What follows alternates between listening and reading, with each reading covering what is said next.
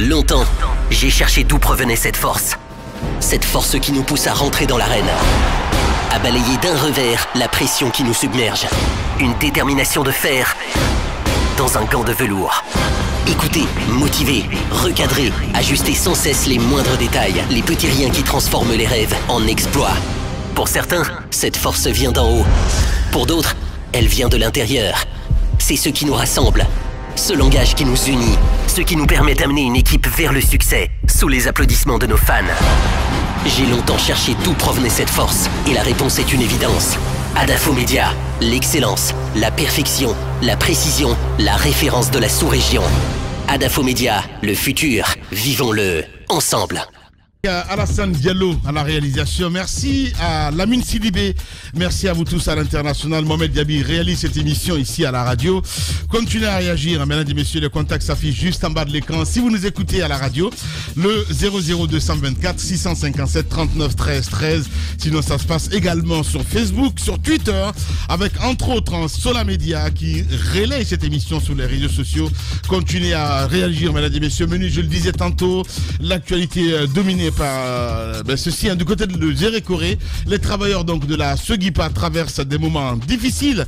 Depuis quelques jours, ils portent des revendications en lien avec leurs conditions de vie. Une vingtaine de prestataires donc arrêtés la semaine dernière sont emprisonnés à Zérékoré. L'ordre s'est revenu du gouverneur de la région. Parmi donc les détenus, le porte-parole des grévistes qui est intervenu vendredi dernier sur nos antennes. Son seul crime évidemment aurait pris la parole sur cette antenne Les Grandes Gueules.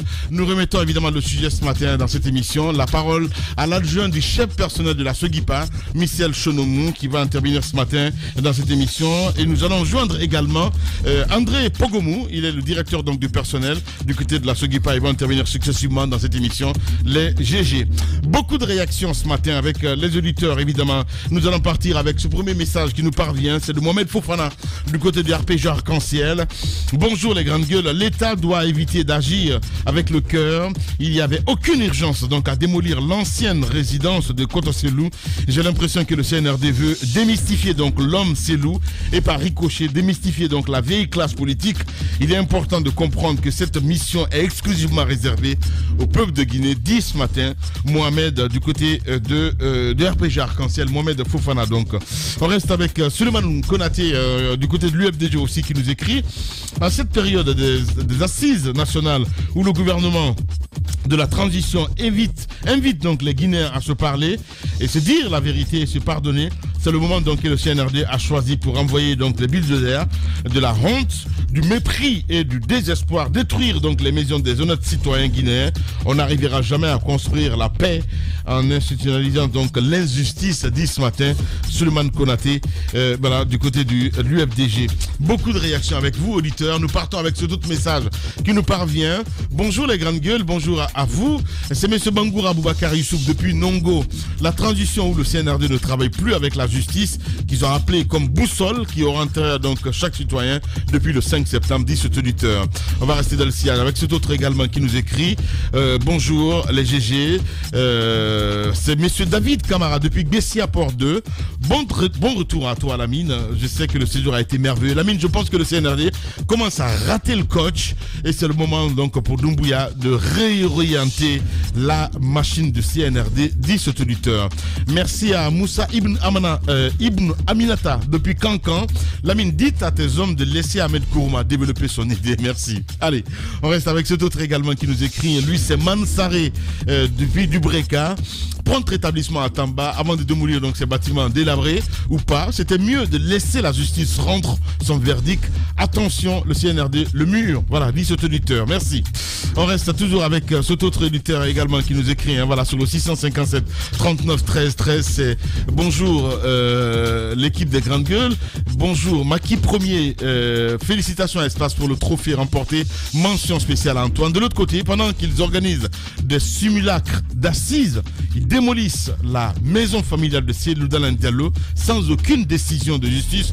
Pourquoi cette haine? Pose cette question ce matin. Et cet auditeur Maki Premier qui nous envoie ce message. C'est malheureux quand un journaliste nous dit que ce n'est pas seulement Selou qui est visé. Voilà, le message n'est pas signé malheureusement. On reste dans le ciel avec cet autre également. Bonjour les grandes gueules. Ailleurs on transforme les bidonvilles en cités. Ici on détruit nos plus belles cités pour les transformer donc en bidonvilles. Que Dieu nous aide. Aboubacar Keïta qui nous envoie ce message. Merci à cet autre également qui nous écrit. Bonjour Lamine, en toute sincérité, comment voulez-vous que le gouvernement travaille si nous-mêmes nous passons tout notre temps à critiquer les actions posées? Est-ce normal que Selou Dalein Diallo retire le climatiseur? Pose la question ce matin, cet auditeur. Ils sont vraiment dans tout leur état. Bonjour les grandes gueules, moi c'est Barry Timbo, je vous adore depuis Sigiri, merci. Voilà, on y va avec cet autre également qui nous écrit. Bonjour les GG, je crois que le dossier de Selou est clôturé, il faut lui dédommager. Signé Damas Yombiro Mara depuis Kolaya qui nous envoie ce message.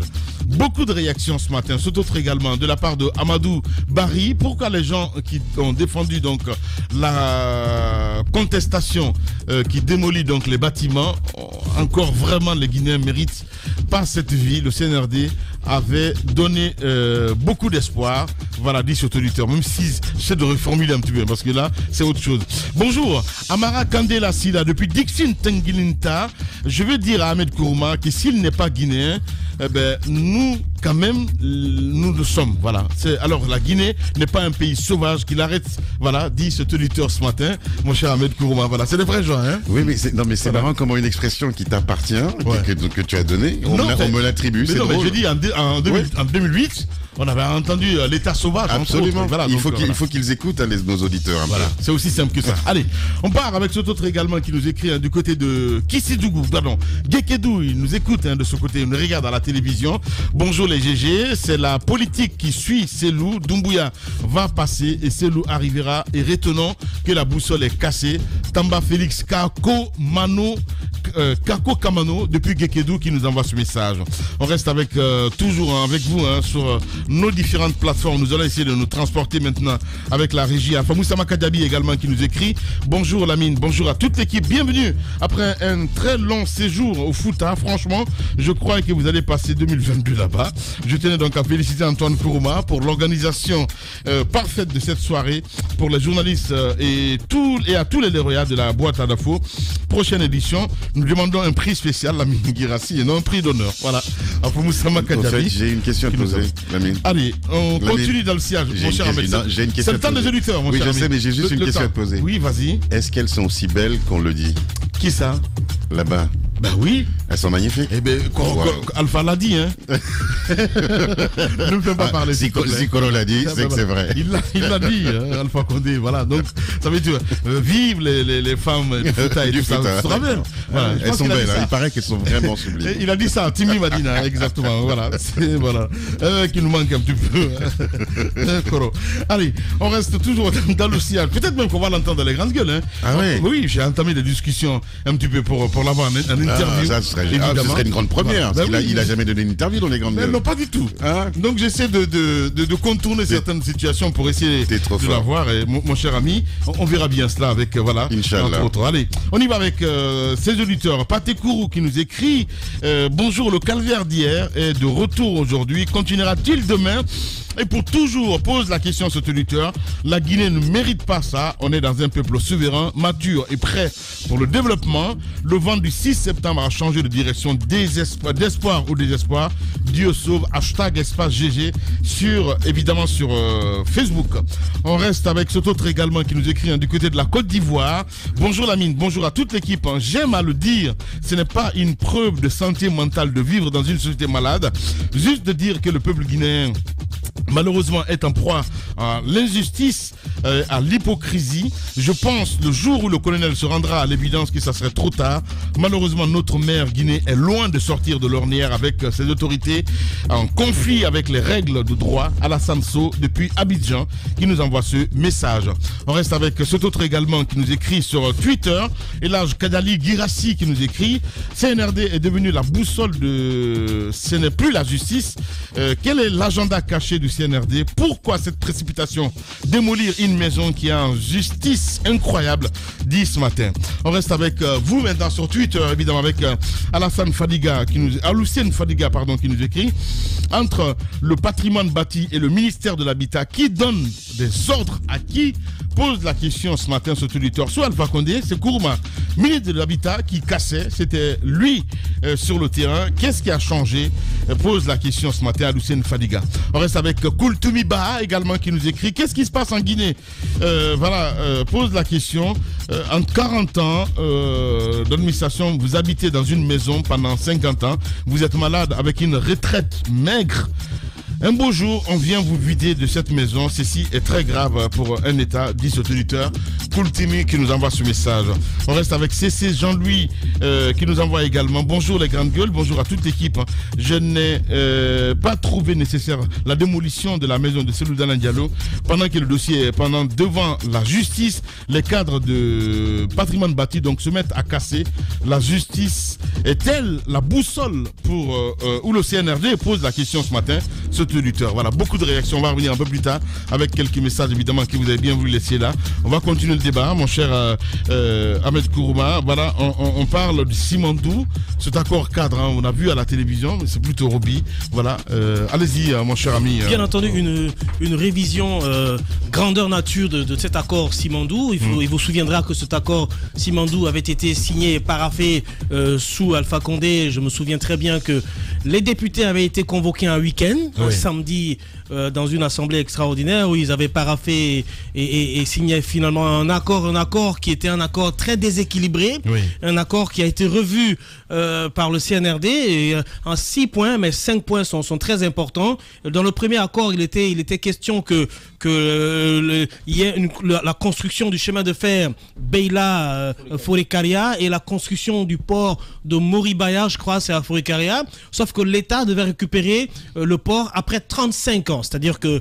Rio Tinto, Simfer et Winning Consortium devaient construire le port et le chemin de fer, mais devaient l'utiliser, c'était un BOT qui devait être utilisé pendant 35 ans. Donc ce point a été revu.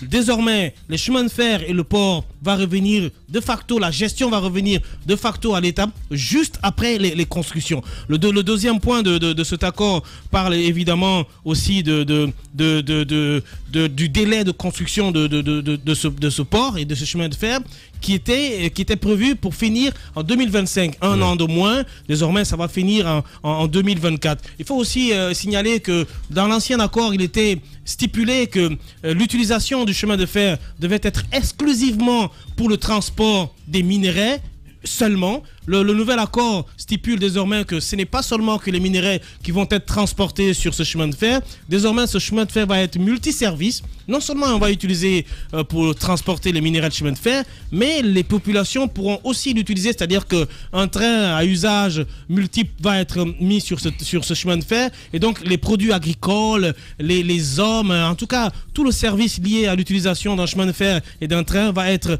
désormais possible sur ce chemin de fer. Et donc aussi dans cet accord, il est prévu que l'État puisse bénéficier de 15% de capital. Et il vous souviendra que le premier accord stipulait que l'État guinéen avait 0 capital, et donc Rio Tinto Simfer et Winning Consortium détenaient 100% du capital de ce projet Simandou, un projet Simandou qui est sur 4 blocs, il faut le rappeler. Et donc désormais l'État possède 15% de capital dans la société. Donc il y a une co-gestion de ce projet entre l'État, enfin une gestion tripartite, disons-le comme ça, entre l'État guinéen, Rio Tinto Simfer et Winning Consortium. Désormais, Sauf que l'État, malheureusement, dans ces 15%, n'aura pas la minorité de blocage, mais ce qui est en droit, et surtout dans le monde des affaires, on le sait, s'il y a une augmentation de capital, est-ce que l'État va de fait avoir les moyens de mettre la main à la poche, donc du coup de garder ces 15%. C'est Je te laisse finir, mais il y a la difficulté, il y a plein de points à soulever. Oui, mais justement, la difficulté sur ça, Ahmed, c'est que le capital construction, l'État ne débourse aucun franc parce que les 15 milliards de dollars sont des fonds qui vont être importés par Winning c'est une forme d'apport en nature, on est d'accord. Winning et Rio Tinto. Donc à ce niveau-là, il faut déjà se laver les mains que l'État puisse bénéficier de 15% de capital dans un projet où ils apportent quasiment pas de financement. C'est-à-dire que l'État apporte le matériel naturel, la terre, etc. Les avantages en nature. Les avantages en nature, mais le capital construction revient essentiellement à Simfer et à Winning Consortium. Donc à ce niveau-là, je pense que non seulement tu soulèves cette difficulté-là, mais si l'État devait avoir une part considérable dans le capital, bien évidemment que non seulement ils auraient apporté le matériel terre, mais ils auraient aussi apporté un financement à un certain nombre de hauteurs, donc ce qui n'a pas été le cas. Donc pour revenir un peu à cet accord, donc il faut dire aussi que le contenu local dans cet accord-là a été revu. L'État exige désormais à ce que le transfert de compétences revienne à des Guinéens et que les sociétés guinéennes puissent participer activement aux travaux de construction qui vont être faits et aux travaux d'exploitation. C'est-à-dire que lorsque les travaux vont commencer, Simfer et Winning vont devoir respecter à un degré considérable la participation des entreprises locales aux travaux de construction et aux travaux d'exploitation à ce niveau. Donc je pense qu'aujourd'hui, cet accord est très bien ficelé. Maintenant, quitte à respecter, c'est là où il y a le problème, parce qu'on sait très bien que d'autres accords ont été bien ficelés du côté de Bokeh, Kamsa, etc. Mais ça n'a jamais été respecté. Donc aujourd'hui, je pense que la démarche du CNRD de revoir cet accord, un accord qui a été vraiment un accord problématique, parce qu'on se souvient que l'État avait même failli être mis en procès quand il a exproprié Rio Tinto à un moment donné sur ce projet Simfer. Donc la co-gestion tripartite entre l'État guinéen, Simfer et Winning fait que cet accord a été révisité. C'est un accord bien écrit, mais bon, attendons de voir la suite. On verra bien. Allez-y. Oui. Il ne faut pas crier à la victoire, hein, c'est bien. Justement, parce qu'il faut faire très attention. C'est pour ça que je dis la suite. Moi, je fais que rendre le papier à la mine. Maintenant, je dis, encore une fois, je vous dis que. Encore une fois, non, mais attends. C'est le porte-parole. C'est un porte-parole. Pourquoi tu me dis de pas crier victoire? Non, mais pourquoi tu me dis de pas crier victoire? Je n'ai pas dit que je crie victoire. Non, mais je n'ai pas dit que je crie victoire. Je dis, encore une fois, je vous donne le contenu d'un accord qui a été. Il nous montre, voilà, il veut nous montrer qu'il a fait ses enquêtes et tout ça. Arrête de l'accuser. Roby, tu as raison. Et tu veux que je fasse quoi? Tu veux que j'écrive un... Roby a raison, tu l'as accusé en direct. Attends, tu veux que j'écrive un bouquin? Tu veux que j'écrive un bouquin là-dessus? Non, mais non, tu vas pas me poser une question, tu m'as fait une injonction. Exactement. Tu me dis de pas crier victoire, je ne suis pas en train de crier victoire. Et tu brandis mon bout de papier, je te rappelle que c'est des notes, et toi tu es revenu du Fouta avec rien du tout, sauf qu'avec tes images, et des images que toi-même tu n'as pas prises, c'est des cadreurs qui sont à féliciter. Je retire mon satisfecit ce matin que je t'ai fait pour la tournée au Fouta. Bien, il est devenu fou. Radio Espace Guinée. Les grandes gueules prônent un journalisme de construction démocratique au service de l'intérêt public. Les GG défendent la démocratie. Et la démocratie, c'est aussi des contre-pouvoirs. Nous bousculons un certain journalisme de gouvernement, un journalisme de cour, un journalisme qui est dans la révérence avec le pouvoir. Bienvenue chez vous, les GG sur Espace. Et c'est comme ça que vous aimez les grandes gueules, évidemment. Je posais la question parce qu'il disait que c'est un contrat bien ficelé. Je dis ne pas crier aux victoires. Hein, oui, tout à fait. Il faut pas crier aux victoires parce que on a vu ce qui s'est passé à Bokeh. Et justement, mais ce qui est important, c'est un travail qui a été bien fait. Ça, il faut le reconnaître. C'est un travail qui a été bien fait. Et d'ailleurs, c'est un accord cadre. Et justement, c'est une façon de parler. Oui, tout à fait. De ne pas vite crier victoire. Voilà, c'est une façon parce qu'on sait que les conventions souvent sont pas respectées aussi dans ce pays. Après, j'ai donné l'exemple de Bokeh Kamsa où j'ai dit qu'il y a aussi des accords qui ont été bien ficelés, sauf que l'application sur le terrain fait défaut. Parce que le respect, par exemple. Les enfants ce matin qui offrent un bonbon après qu'ils récupèrent. Non, j'ai déjà retiré mon bonbon à lui depuis le matin. On avait un enquêteur ici. Il pouvait venir avec des piles de dossiers, il occupe toute la table et à la fin il n'a rien. Allez-y. Alors je disais par rapport à l'accord cadre, et moi au moins je suis venu avec un bout de notes, avec beaucoup de contenu, Alors justement, parce qu'il y a un accord cadre qui est sorti, ça veut dire que la convention de base avait des problèmes. Parce que ce que moi je ne peux pas comprendre, c'est qu'on parle du Simandou, la mine Simandou En fait, c'est le plus grand projet minier jamais vu sur les 20 prochaines années. Dans le monde entier, vous imaginez. C'est énorme. Et comment on peut faire une convention sur un projet qui va profiter à cette génération, aux générations futures, sans tenir compte de l'intérêt de la Guinée et de ses fils dans cette convention. À l'époque, vous vous souvenez, quand la convention est passée à l'Assemblée, moi j'avais révélé quand même l'impact pour dire à nos députés que vous avez fermé les yeux sur cette convention, mais ça peut avoir des conséquences. Avait-il le choix aussi? Et parce qu'il y a des dessous de table. Ben voilà. Voilà, il y a des dessous de table. À l'Assemblée, c'est des lobbying. Hein? Justement, c'est des lobbying. Voilà. Ça avait été appelé un samedi. Voilà, et fort malheureusement. Fort malheureusement, ils l'ont adopté. Mais sauf que heureusement, Doumbouya a mis une commission en place qui est quand même pièce par pièce, qui a étudié la convention. Et c'est dans cet accord cadre qu'on a révélé un peu ces manquements par rapport à la Guinée. Par exemple, le premier point, lorsqu'ils disent que la Guinée avait 0%, vous imaginez dans l'exploitation du chemin de fer. Et c'est un chemin de fer long de 670 km quand même, qui va partir de Beila, à Forikaria, dans Morbaya, parce que c'est là-bas va se trouver le port en eau profonde. Et ce port-là aussi va être construit. Donc imaginez-vous, sur 35 ans, dans l'exploitation de ce chemin de fer, la Guinée avait 0%. Incroyable. Et ça veut dire qu'on allait amasser des fortunes dans notre pays parce que les ressources du sol et du sous-sol appartiennent au peuple qui abrite ces ressources.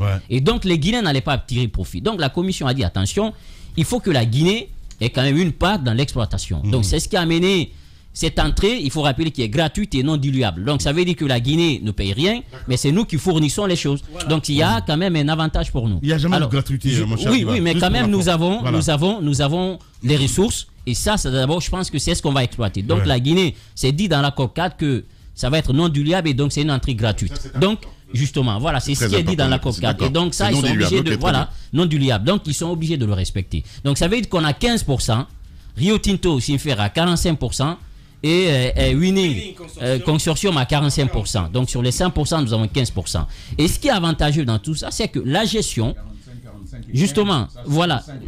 Oui, justement, 35. Alors donc ça veut dire que nous aurons, et lorsque les actions vont être mises en place, une entreprise va être créée. On va créer une entreprise, et c'est cette entreprise qui aura la latitude de gérer le chemin de fer.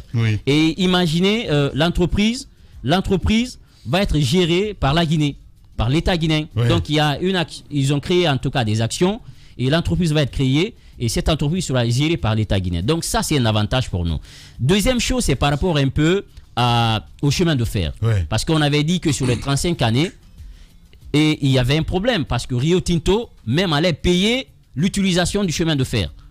Parce qu'au début, c'était seulement Winning qui allait réaliser le chemin de fer et Rio Tinto allait payer s'il veut exploiter le chemin de fer. Rio Tinto devait payer, mais on a cassé cela. On a créé une co-gestion entre les deux, c'est-à-dire un co-développement. Donc cette fois-ci, les deux peuvent exploiter le chemin de fer. Maintenant, sur les 35 années, dès après le chantier en 2024, la Guinée va commencer à utiliser au même titre que les autres. Donc pour le transport des personnes, pour le transport des marchandises, pour le transport des minerais de fer. Donc ça veut être en tout cas multi-utilisation et surtout multi-service. Donc ça veut dire que c'est pas que le chemin de fer. Donc ça a un avantage pour nous parce que ça va désengorger un peu la Guinée. Moi qui parle de train à chaque fois. Justement, du point de vue transport, ça va amener aujourd'hui l'État guinéen.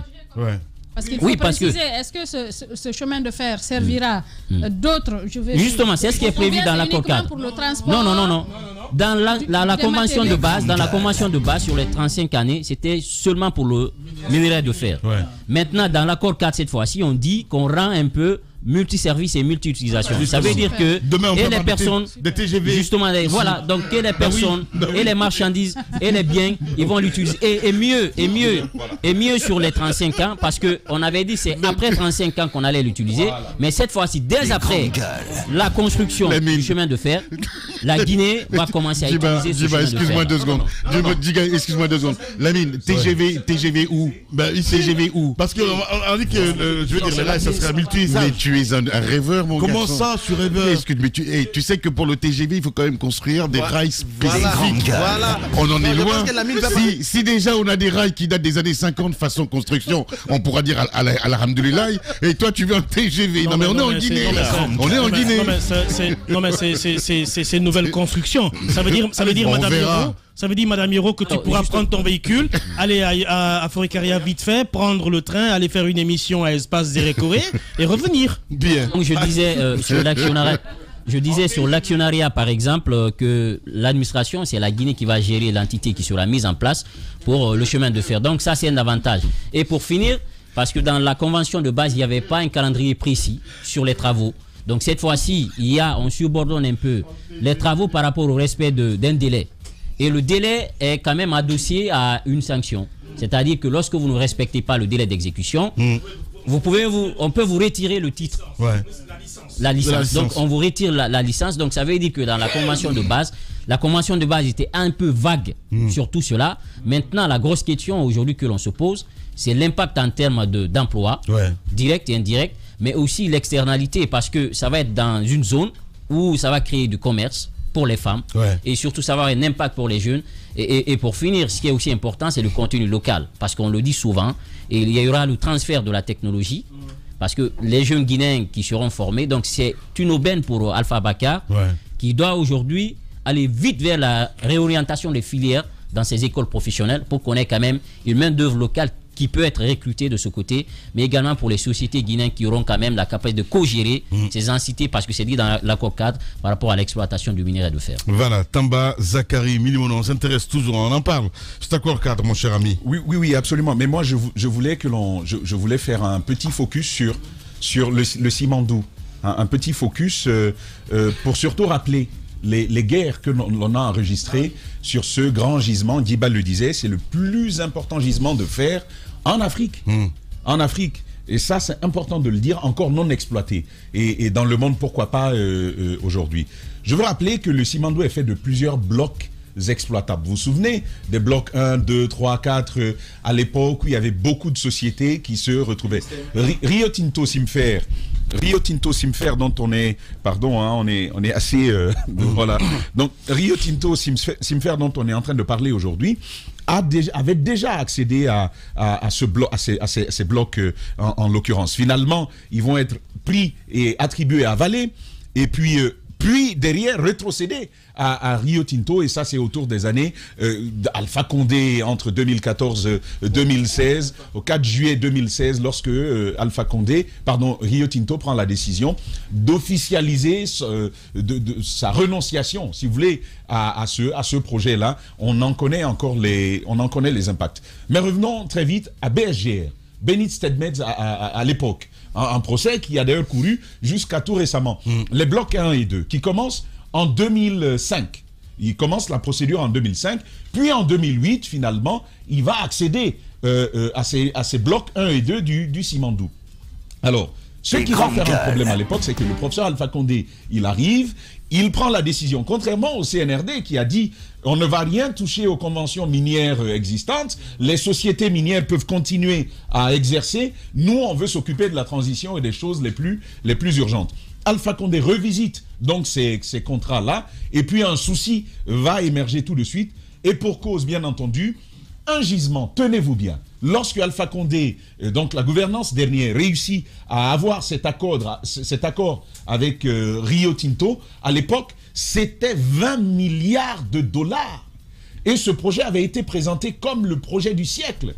20 milliards de dollars, c'est au moins 7,5 milliards de plus-value sur le chiffre d'affaires de Rio Tinto. S'il avait été exploité, c'est 5,6 milliards de dollars en plus sur le produit intérieur brut à l'époque. Oui, mais sauf que la Guinée était lésée dans un certain nombre de cas. Malgré le fait que la Guinée était lésée, c'est un peu vous dire à quel point c'était véritablement un vrai projet, une véritable aubaine.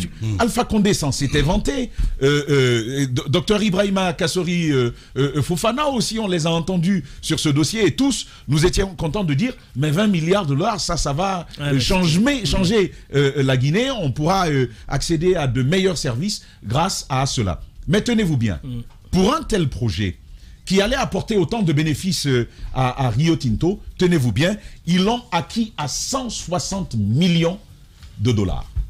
Wow. 160 millions de dollars en 2008. si l'on y ajoute, c'est encore la justice qui le dit, les 10 millions de dollars qui auraient été versés à Kadia Toussaint Conté pour pouvoir démarcher d'autres acteurs, pour pouvoir démarcher et obtenir le gisement, donc l'accord cadre, l'obtenir de cette façon-là, il faut... Mamadi Touré.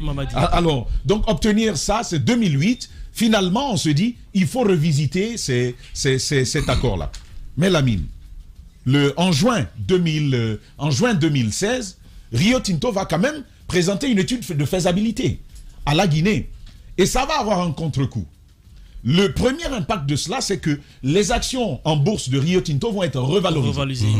Mais étant donné que les cours du fer sur le marché international étaient en chute libre, Rio Tinto va donc présenter cette étude de faisabilité. On va se dire, ah bien, ça c'est un acteur économique qui compte désormais, ça va booster son action en bourse, sauf que ils vont commettre, et ça c'est un calcul, l'économiste est là, il nous en dira ce qu'il en est, mais c'est un calcul économique intéressant, que Rio Tinto va faire une belle affaire. Ils disent, on ne peut pas exploiter ce gisement-là, tenez-vous bien, juin 2016, on présente l'étude de faisabilité, on se dit ça va commencer, et puis plus loin, parce que, attention, on nous parle de 100 millions de tonnes par an pendant 40 ans. Pendant 40 ans. 100 millions de tonnes de fer par an pendant 40 ans. Vous multipliez ça, ça vous donne du tournis. C'est beaucoup d'argent que Rio Tinto présente de cette façon-là. Et donc, ils ne vont pas exploiter le gisement. Alpha Condé, qui exultait, qui était heureux de brandir cela comme un trophée de guerre, se retrouve le bec dans l'eau. Finalement, il ne peut pas utiliser les grandes ressources qui ont été annoncées. On nous avait dit les routes, les autoroutes vont être financées par ça, les écoles, la santé, il y aura beaucoup de projets, chemin de fer, tout ceci va être construit. Finalement, il n'en est rien. Il faut donc... Et Rio Tinto va d'ailleurs coter les études en bourse. Ils vont lever des fonds pour financer d'autres projets. Exactement. Ils vont lever des fonds grâce à cela pour développer les gens qui connaît bien ce dossier, Roby. Merci. Allez-y, Tamba. Allez-y, Tamba. Juste, Tamba, excuse-moi. D'où l'exigence d'Alpha Condé à l'époque de taxer à hauteur de 700 millions de dollars Rio Tinto. Allez-y. Voilà. Et donc, finalement, rien n'y fait en raison des cours qui sont là. Rio Tinto annonce le 4 juillet 2016 qu'ils ne pourront pas... cette histoire, bravo, hein. Je risque de voler le tien. Donc oui, c'est mieux. Donc le 4 juillet 2000, non mais c'est bon, je pense que c'est réglé.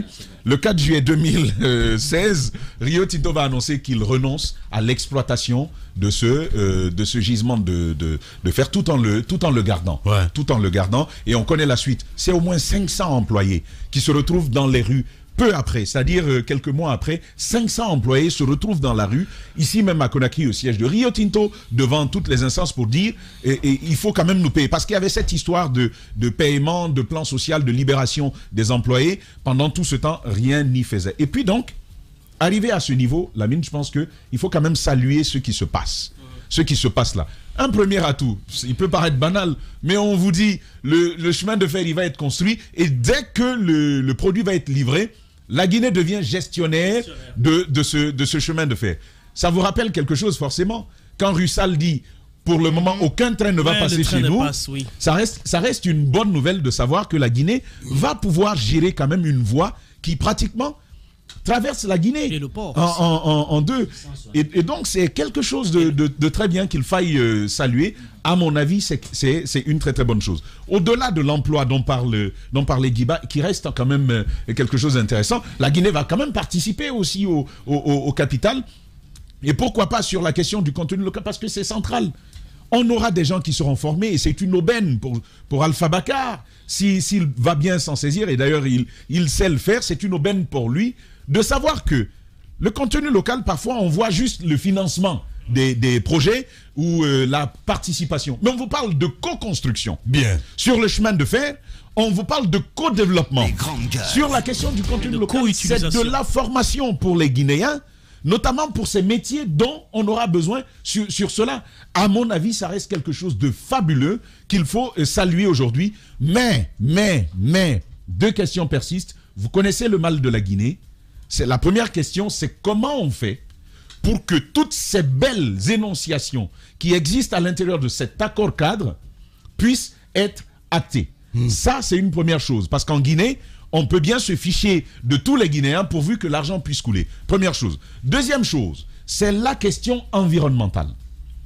La question environnementale. Je rappelle que le Simandou, c'est quand même aux abords de la plus grande forêt de la République de Guinée. Un des poumons écologiques du monde entier. Vous connaissez les connexités qui existent entre cette forêt-là et celle amazonienne notamment, et qui permettent justement de maintenir un équilibre écologique et environnemental au monde. Il ne faut pas se leurrer. En touchant au Simandou, on va toucher à ces équilibres-là. Exactement, ça va toucher à ces équilibres-là. Qu'est-ce qu'on fait de la question environnementale? Ne faut-il pas dès lors réfléchir à une sorte d'unité exclusivement dédiée à la question environnementale sur le Simandou, parce que ce n'est pas que la Guinée qui est concernée. Ce type d'accord doit toucher à la stabilité écologique et environnementale, aussi bien ouest-africaine que mondiale. Qu'est-ce qui va être fait? Sans parler du fait que c'est quand même, la forêt est quand même identitaire en Guinée. Comment tout ceci va être géré? Moi, j'ai beaucoup de préoccupations, au-delà des questions économiques que je ne maîtrise pas. Justement, on tente de joindre Fadi Ouazni pour essayer de nous éclairer évidemment sur cet accord cadre. Allez-y, mon cher Jacques Léo. Oui. Il y a quand même quelque chose qui ressort clairement dans ce qui vient de se passer. C'est que nous avions un gouvernement en place qui a remis en cause sur le même Simandou un contrat, donc c'était avec BSGR, et à l'époque on avait présenté Alpha comme celui qui est venu débusquer le plus grand voleur ou le plus grand voleur de la République sur les mines. Le procès va s'engager ici mais également à l'international. Finalement on finit par abandonner tout dernièrement lorsque Sarkozy va passer en Guinée. La Guinée décide d'abandonner. Justement. Et à l'époque moi j'avais... C'est un avocat, hein? J'avais dit, le problème c'est que je n'avais pas compris cela. Et les économistes disaient... Et tu en sais quelque chose, on t'a vu avec lui, hein? Les hommes d'affaires disaient... Sarkozy. Ben oui, c'est ton pote. Donc tu en sais quelque chose. Puisque tu veux qu'on vende les mèches. On a vu la photo. Mais vas-y, c'est pas possible. Mais je me cache pas. Je peux terminer cette histoire. Donc tu en sais quelque chose sur son avocature auprès de ce dossier. Allez-y. Le problème c'est qu'il a... Roby, je vais te gifler, tu vas comprendre ce que ça veut dire. Will Smith l'a fait hier. C'est que j'essaie de dire. Donc on obtient comme ça cet accord de la part de la Guinée d'abandonner les charges à la Guinée, donc de pouvoir mettre sur le marché ses ressources. Mais on vient quand même signer un contrat. Vous imaginez, Alpha Condé quitte le pouvoir le 5 septembre et déjà l'accord est remis en cause. Ça veut dire beaucoup de choses. C'est qu'on était sur le point de brader. Donc le bradage qu'on a reproché aux autres, c'est la même chose qu'on a essayé de faire. Et on se pose maintenant la question, parce que vous imaginez, c'est souvent pendant les transitions qu'on découvre les failles de notre administration. Mais je veux dire aussi avec le CNDD, c'était la même chose. On s'est rendu compte que finalement, Friguia avait été bradé. Et puis après, tout ce qui va suivre en termes de négociations, en termes de lutte, ça va aboutir à la fermeture de l'usine et puis on plonge dans une crise évidente qu'on est en train de vivre depuis toujours. Moi, je souhaite seulement que ce qu'on vient de faire ne se limite pas à cela, parce que la transition doit servir à cela aussi. C'est vrai, nous voulons des élections, mais si ça peut nous permettre d'aller au-delà tout simplement de la dénonciation, qu'on revisite les contrats, qu'on ne se limite pas à ce seul contrat, parce qu'il y a beaucoup de choses qu'on critique aussi du côté des bokeh. Beaucoup de choses en lien avec le respect du contenu local, avec le respect même des employés, le traitement qu'on fait de nos jeunes qui sortent des universités et qui partent chercher du boulot de ce côté. Et puis on soupçonne beaucoup d'autres commis de l'État de détenir des affaires dans ces entreprises et qui n'aident pas à ce que, bien entendu, les ressources soient partagées de manière équitable entre nos Guinéens. Je crois aujourd'hui qu'il faut aller au-delà de cette simple signature. Il faut veiller, parce que c'est là que je me pose la question sur les garanties. Quelles sont les garanties qu'on a aujourd'hui, que dès lors qu'on a signé ce contrat, qu'il va entrer en vigueur et que le travail va commencer? La question, elle demeure à ce niveau, parce que tant qu'on ne voit pas les gens sur le terrain, il faut encore se dire qu'on est sur du papier. Voilà. Les grandes gueules, allez-y, mon cher Ahmed. Mais je pense qu'il y a un message qu'on a envoyé aux Guinéens. C'est pourquoi il ne faut pas choisir n'importe qui à la tête du pays. Le CNRD va partir. C'est un projet qui va prendre une trentaine, 40 ans d'exploitation. C'est plus que le mandat de celui qui va venir ici. Il doit faire 2. Il fera, il fera ces 10 ans, il va partir encore. Il y a un autre qui va venir. Donc attention, il faut savoir faire le choix. C'est important Donc ne supportez pas quelqu'un parce que vous avez tout simplement envie de le supporter, mais supportez parce que vous êtes sûr que cette personne-là pourra quand même pérenniser les bonnes actions mises en place. Ouais. C'est vrai, depuis ce matin, on a tapé sur le CNRD, mais à ce niveau-là, franchement, il faut dire qu'il y a un boulot qui a été abattu. Il y a une légèreté dans la signature de ce contrat. On s'en rend compte. C'est vrai que ça avait été dénoncé, mais maintenant, on s'en rend compte qu'on peut avoir plus que ce qu'on avait même imaginé. Et Forécaria, ça va aider la ville de Forécaria. C'est aussi... ça va aider cette ville aussi sur le plan économique, parce que quand le train va envoyer les gens de ce côté, c'est vrai qu'on peut encore mettre des rails pour atteindre Conakry, ou quand on va faire l'autoroute, ça va permettre à ces gens-là, le trafic va augmenter de ce côté. Donc je pense vraiment que à ce niveau, il faut vraiment saluer. Mais ça ne devrait pas se limiter à cela. Il y a eu les mêmes légèretés dans la signature des contrats du côté de Bokeh, et même dans d'autres villes. Il faut taper du poing. Mais si vous faites du faux, ben vous serez rattrapés. S'ils ont fait du faux, on ne dira pas parce qu'ils sont en train de gérer maintenant qu'il faut les caresser dans le sens du poil. Il faut remettre ces contrats sur table, qu'on puisse les voir. Si la Guinée est lésée à un certain niveau, que cela s'arrête. On a eu des discussions ici, comme vous l'avez signalé, avec la société russe concernant la gestion des rails. Parfois, le matin, il y a Conakry Express qui retarde tout simplement parce qu'ils font exprès de mettre le train en retard pour empêcher Conakry Express de sortir à l'heure. Et tant que le train ne passe pas, Conakry Express ne peut pas sortir. Et pendant ce temps, vous avez beaucoup de citoyens qui sont pénalisés de ce côté. Donc il y a aussi tous ces problèmes. Alors il faut les régler. Lamine, c'est vrai, comme il parlait de TGV, c'est vrai que c'est pas possible, mais ça nous permettra quand même de monter de bons trains. Au moins, non, voilà. C'est pas même si c'est la train de nuit. Calmez-vous, c'est pas ces rails là qui vont placer là, qui vont nous permettre de faire ça. Mais quand même, on peut trouver quand même de bons trains qui pourront nous permettre quand même de faire le trafic sur ce tronçon. Quand je me souviens encore une fois, et encore, ça me fait rire quand on parle de TGV en Guinée, quand je me souviens des rails, des trains plutôt pourris des années 60 que le ministre il est allé nous chercher, honnêtement j'ai pas bon espoir. Et sur la question de l'environnement dont parlait Tamba, c'est important puisque la forêt c'est le grenier de la Guinée. Avec, je pense qu'un tel projet, ça peut avoir des conséquences incalculables pour l'économie guinéenne. Au moment où on parle de minerais, il faut penser aussi à l'agriculture, qui est l'avenir du pays. Je pense que l'État peut mettre en place une autorité qui aura pour mission exclusivement de veiller au reboisement dans ces localités. Par exemple, les taxes qu'ils vont payer sur l'environnement et tout, on peut prendre ces taxes-là pour pouvoir reboiser, créer une autorité spécialement pour ça. Je pense que ça peut pallier le problème. Merci beaucoup, Adiba. L'espoir est permis, madame? Oui, il faut toujours espérer. Il faut toujours espérer, mais en fait, moi, je pense à tous ces accords qui ont été signés. Par exemple, quand vous prenez la CBK, quand vous prenez la CBG, quand vous prenez Bokeh, ville économique spéciale, c'est comme ça qu'on avait dit, zone économique spéciale. Vous vous rappelez, c'était le rêve qu'on nous a vendu en fait. Zone poussiéreuse spéciale. Ce pays est tellement riche, Lamine. Depuis combien d'années on exploite? La bauxite sort de ce pays. Et pour quelles conséquences? Pour quelles conséquences? La destruction de l'environnement. Du côté, partez à la zone qui abrite la CBK du côté de Kindia. Quelquefois, il n'y a pas d'école. Vous avez c'est devenu une zone aride complètement. L'exploitation a tellement joué sur les habitations. Moi, je voudrais, c'est bien de signer des contrats, des conventions. Ce pays est tellement riche que on n'aurait pas, les jeunes Guinéens ne devraient pas avoir besoin de prendre le désert, d'aller dans la Méditerranée. On aurait pu rester ici, travailler, gagner notre vie parce qu'on a tout ce qu'il faut ici. Il faudrait. Ces conventions, c'est bien de les signer, mais il faut penser à la répercussion sur la vie des citoyens, au plan local. En fait, la gestion, qu'est-ce qu'il en sera fait? Je pense que ce serait bien qu'on mette tout ça sur papier. De sorte que tout se passe de façon ce que Yero dit, c'est vrai, c'est important. Mais Yero, prenez la ville de Sigiri. Cette ville-là, moi je ne suis jamais parti à Sigiri, j'ai vu que des images. Mais si vous savez ce que Sigiri gagne chaque année à travers l'entreprise minière, la société Anglo-Gold qui se trouve de ce côté, même la SMD qui se trouve à Dinguiraye, qui est à mi-chemin, donc dans cette zone-là, paye aussi à la ville de Sigiri.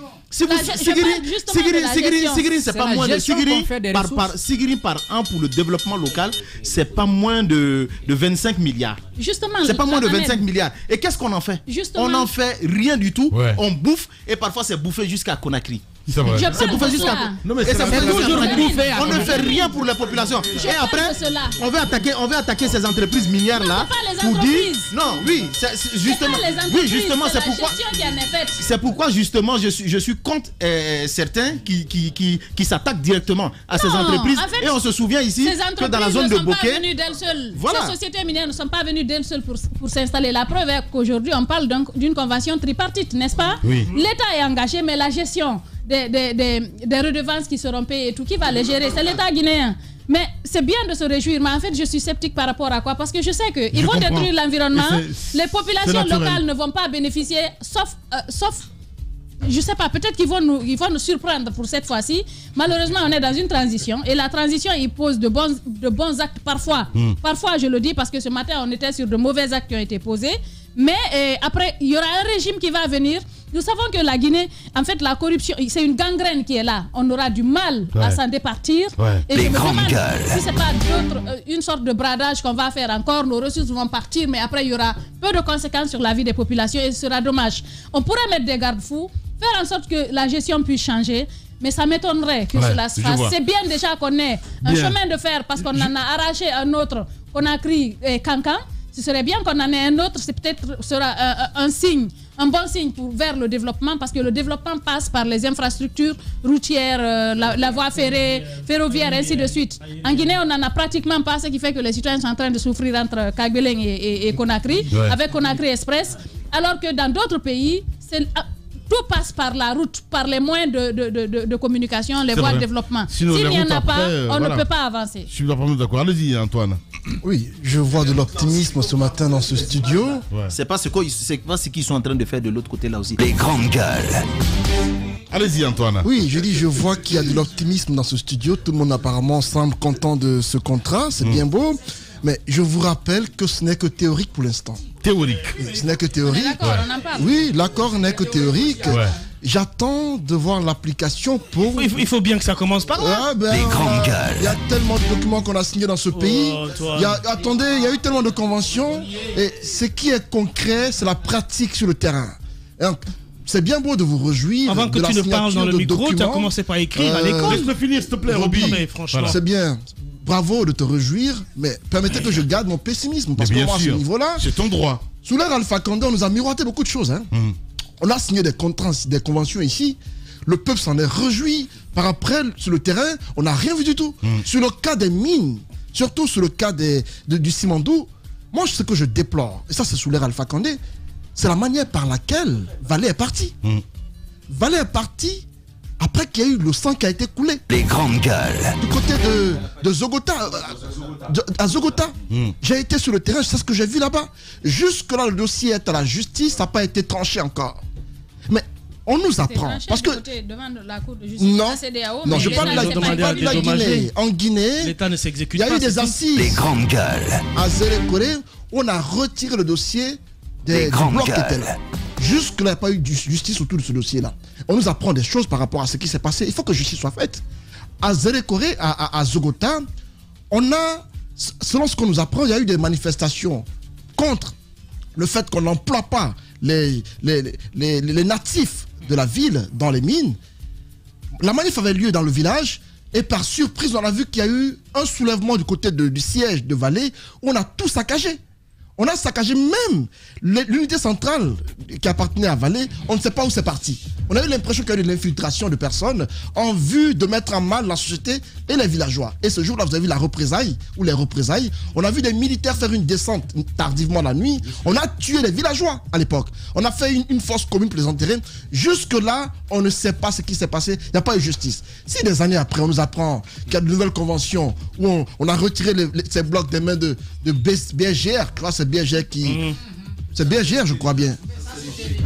Oui, ça s'est déjà passé. Mais s'il y a de nouvelles conventions autour de ces mines du Simandou et que j'apprends qu'il y a espoir que demain la Guinée puisse bénéficier de ces... Attends, c'est bien beau de vous réjouir. Permettez que je rappelle cette chose-là. Je suis d'accord qu'ils me disent que c'est encore sur papier, mais il faut bien que ça commence par là. Je veux rappeler à Antoine que pour que son J-Award existe, il a fallu qu'il le mette sur papier. Non mais arrêtez, pour que son J-Award puisse être pratique sur le terrain hier au chapiteau, il a bien fallu qu'il le mette sur papier d'abord. Donc je veux dire que c'est pas en espoir. On est en train de dire qu'il y a un document, un contrat qui a été revu plusieurs fois, 3 fois je crois. Finalement on est arrivé à un contrat qui est meilleure solution pour nous. Il faut tout simplement mettre la pression sur l'État pour que ce soit pratique. Mais ne vous arrêtez pas à dire que c'est du papier, c'est du papier. C'est pas du papier seulement. J'attends juste un peu. Roby, j'espère que ça c'est enregistré, c'est une archive. Et oui. On va garder. Oui. Demain je l'attends. Pour cette même convention-là, j'attends ce qu'il va dire. Je préfère pas que ça arrive, je veux que ça s'applique sur le terrain. Voilà. C'est pour ça que je dis, oui, mais c'est pour ça que je dis qu'il faut mettre la pression sur l'État. Non, pas du tout. Mais si. Oh, Lamine. Tout projet commence sur papier avant d'être acté pratiquement. Mais ne dites pas seulement que c'est du papier. Je connais nos États, je connais les autorités. Généralement, on se réjouit lorsque c'est signé, mais c'est l'application qui fait défaut. J'espère juste que ce n'est pas de la poudre aux yeux qu'on nous fait. J'espère qu'il y aura du concret sur le terrain pour le bien des Guinéens, parce que ça fait des années qu'on ne réclame que ça. L'exécution. À Bokeh, il y a une vingtaine d'entreprises de sociétés minières qui évoluent là. Qu'est-ce qui a changé? Rien du tout. Qu'est-ce qui a changé à Bokeh? Justement, la ville aujourd'hui, c'est la plus misérable de Guinée. Bokeh. Ah ben je peux pas te permettre, Antoine, quand même. Mais non, Antoine, je ne peux pas me permettre, c'est pas possible. C'est pas la ville la plus misérable de Guinée. C'est la plus misérable, la mine. Comment ça? Ah ben voilà. Allez, c'est Bokeh qui commande ici. Les journalistes accoucheurs de vérités diverses, pertinents et rusés, sans langue de bois, cultivés, nécessaires pour des journalistes. Les grandes gueules, des personnalités acquises par le travail. Ce qui leur donne poids et légitimité à interviewer tout le monde. L'épopée des grandes gueules ou le socle de la liberté d'expression en Guinée depuis plus de 10 ans.